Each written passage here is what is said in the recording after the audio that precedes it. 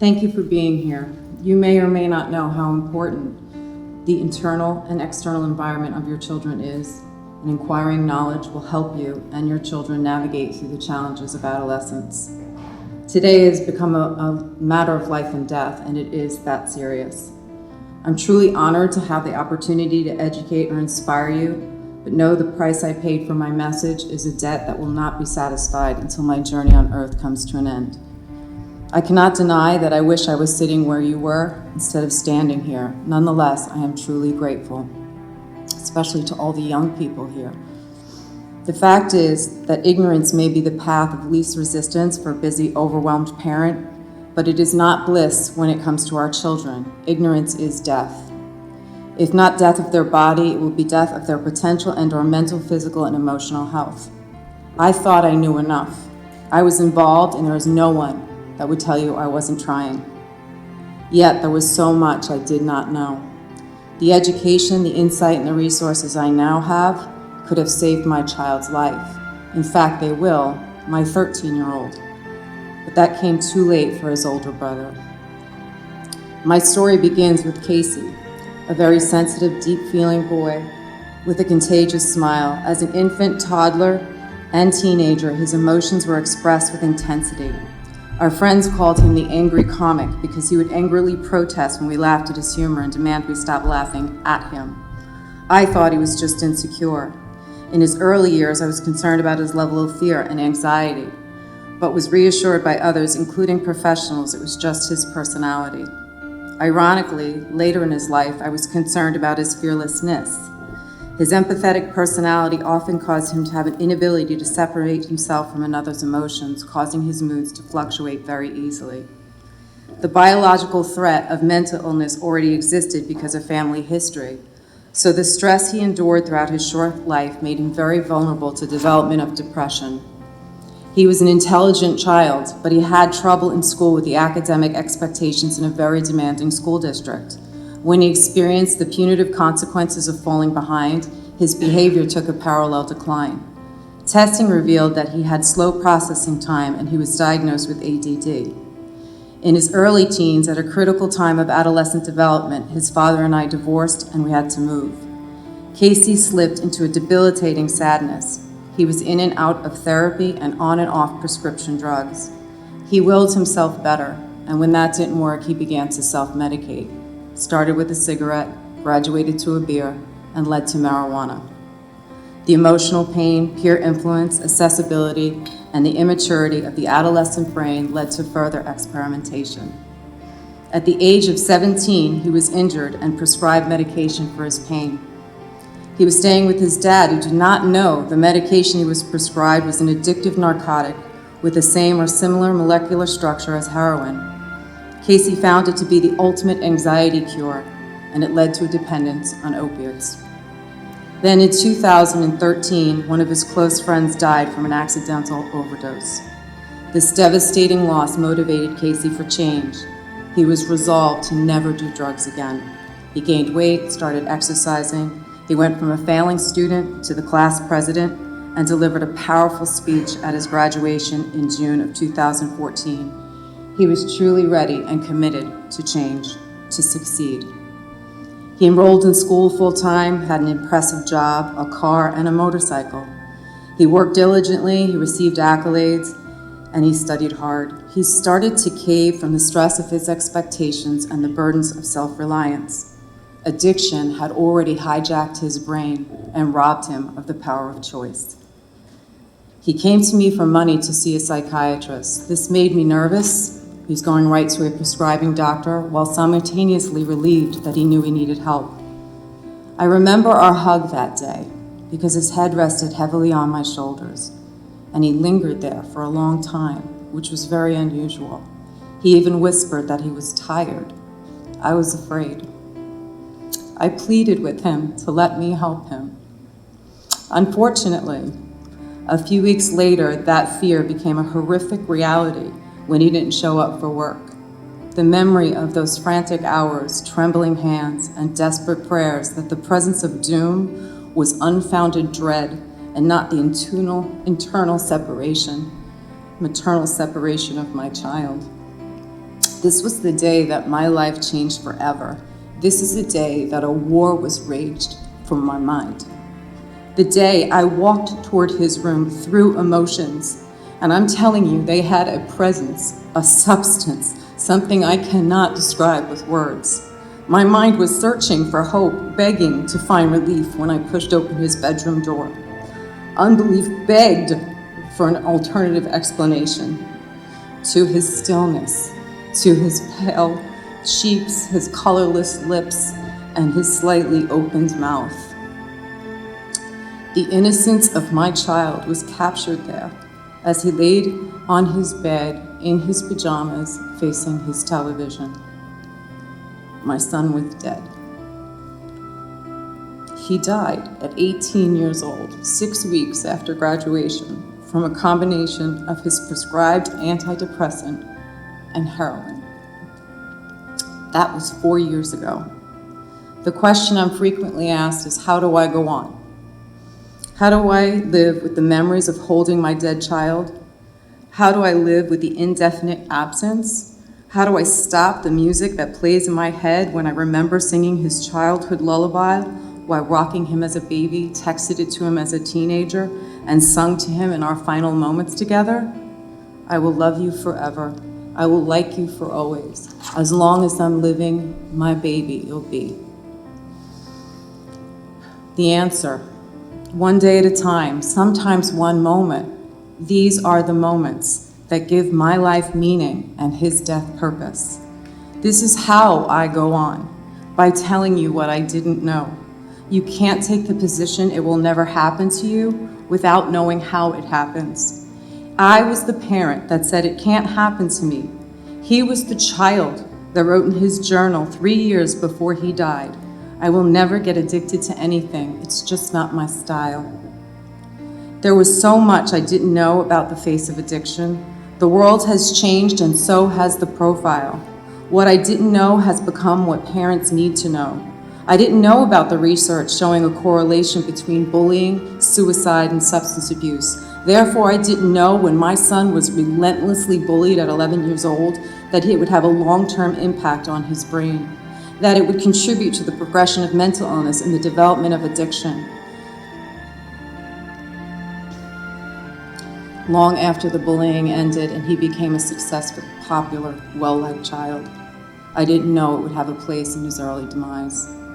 I once believed marijuana to be a relatively benign drug, and I understand the relief you feel when they're just smoking pot, or even more so when your child goes from heroin to marijuana. As much as I understand that slippery slope of today's marijuana, because now I know the THC levels today reach as high as 98% as opposed to 3 to 6 in our generation, and it affects their brains way more than it affects an adult brain. Early teen marijuana users are twice as likely to become addicted. Marijuana use during adolescent brain development can change multiple regions of the brain, regulating emotions, controlling learning, giving them a sense of uniqueness. 37% of alcohol users and abusers and 53% abusing other substances have at least one serious mental health condition. I didn't know it. I didn't know until it was too late that this path turned into a road that led my son to heroin, which stole his life from me. I didn't know that people with ADD are at an elevated risk for addiction and that they're twice as likely to fall into substance abuse and nearly 4 times likely to move from alcohol to other psychoactive drugs, to smoke, and have other addictive behaviors. I just didn't know. Addiction is a dysfunction of the mind caused by actual biochemical changes in the central nervous system. Unless you know the anatomical structure of your child's brain, you can never say they will not get addicted to anything unless you are 100% certain they will refrain from all psychoactive substances, including prescribed ones. The adolescent brain is already primed for addiction. So how did I stop experimenting after my teen years? How did I stop smoking marijuana and cigarettes, but my child could not? Our children hear what we say after an argument or a stressful day. They watch how we handle stress. How many times did I say I need a drink and follow it up with one? I'm sure my child noticed that I went from a 10 to a 5 after a few glasses of wine. how bedtime wasn't as important and their rebellion even a little funny. My own innocent self-medicating sent a positive message about using substances to deal with unpleasant emotion. So how did I dodge that bullet that hit my child? I believe the answers are found in the stage of brain development, the access, the predisposition to addiction, and of course, the environment. We need to cultivate an environment that does not provide so many venues of addiction as coping methods. The same environmental factors that can trigger a susceptibility to drug abuse can also cause mental and emotional problems. The neurochemicals of individuals experiencing extreme stress can be so disrupted and unbalanced that their reactions to normal situations alter from those of people suggesting that they have mental illness. The face of addiction and mental illness has changed with the environment. According to the National Institute of Mental Health, the average high school student today has the same levels of anxiety as a psychiatric patient in the early 1950s. The issues we were once shielded from, they are exposed to through social media and outside influences we have no control over. Research from clinical psychological science points to excessive media exposure and screen time. In their surveys, over 500,000 American adolescents found that adolescents who spent more time on screen activities were significantly more likely to have symptoms of depression and suicide ideation than those who spent their time on non-screen activities, sports, etc. The National Institute of Mental Health estimates that 3 million adolescents from 12 to 17 have had at least one major depressive episode this past year. Teen depression appears to be on the rise equally among urban, rural, and suburban populations. Research also shows the more dangerous behaviors are escalating, like self-harm. As children become less connected to adults, they rely more and more on their peers, and unfortunately, those peers don't always have a positive influence. The children in our community are falling victim to drug addiction from the less obvious traumatic contributing factors piled together on their still developing adolescent brain. None of this stands alone. Flour doesn't make a cake by itself. One of these variables don't produce mental illness, addiction, or death, but we need to look at each warning or symptom collectively with a broader lens on the changing environment. All of these in the right environment will produce a cake. And these signs collectively made a grave for my child. His brain did not stand a chance. I speak all over the state of New Jersey in response to the opioid crisis, but this event is the most significant to me because it is a forum to encourage communication between parent and child. I have gained invaluable information over the past 4 years, but nothing could be more important than knowing how to guide and understand your child in the context of today's changing world. The developmental process of the adolescent brain has not changed. The science of addiction has not changed, but the outside world for our children has changed. There is scientific evidence that demonstrate the brain through neuroplasticity can rewire itself through its environment. Unfortunately, the environment provided to our children today is rewiring their brains, including, not limited to, the onslaught of technology. It rewires their brains in negative ways, making their everyday stressors even harder to manage. These concerns are echoed by teachers and other professionals working in the mental health and educational field. In an article written by psychotherapist Victoria Prudy, she shares her alarming discoveries about the silent tragedy emerging. She states, "What we're all discovering is a frightening decline in the psychological condition of our children. Current research is revealing alarming statistics on the steady increase in mental illness that is reaching epidemic proportions in children. 1 in 5 children has a mental health problem. 43% increase in ADHD, 37% increase in depression, and 100% increase in suicide for kids 10 to 14 years old." The education system and teachers have a role. The government has a role. Technology has a huge role. But tonight, let's turn our focus to our role. What is our role as parents? Prudy states, if we want our children to grow into happy and healthy individuals, we have to go back to the basics of parenting by implementing limits, by being emotionally tuned in and available, remembering that you are not your child's friend, but their parent, giving them what they need, not what they want. My call to action to you is not one said lightly or without the understanding there are varying influences and opposition that makes this very difficult. I know this, but remember, neuroscience shows us it's very difficult for teenagers to see the future because their brains are not developed enough to understand distant consequence. That explains a lot, doesn't it, Mom and Dad? Do not let the outside influences in your child be bigger than yours. It is our responsibility to steer them in the right direction, even when it is exhausting or opposed. You may be convinced and even right that your child will not fall victim of drug addiction, but a susceptible brain living in a world filled with venues designed to be addicting can manifest in behavioral addictions such as gaming, which can mimic or lead to similar addictions. Having knowledge about my son's brain development, the environmental influence, and the pool of resources does not make this easier for me either, but it makes it possible. I'm also cursed and blessed by reminders of the consequence of ignorance. Those moments when my little Braden's back is to me and I'm watching him do a combination series in Muay Thai, shoot a basketball hoop, or ride a wave. His stance, his mannerisms, they hypnotize me. The uncanny resemblance to his brother. I can see him, and I stare, and I allow myself seconds to watch him breathe. I even whisper his name. I gaze longingly at him, living. And then I force myself back to reality. Dare I linger there, and the onslaught of grief would consume me, embarrass my son, and leave onlookers quite perplexed. I allow myself those seconds of fantasy because it's all I have left. But I am here because I want to give you a lifetime of reality.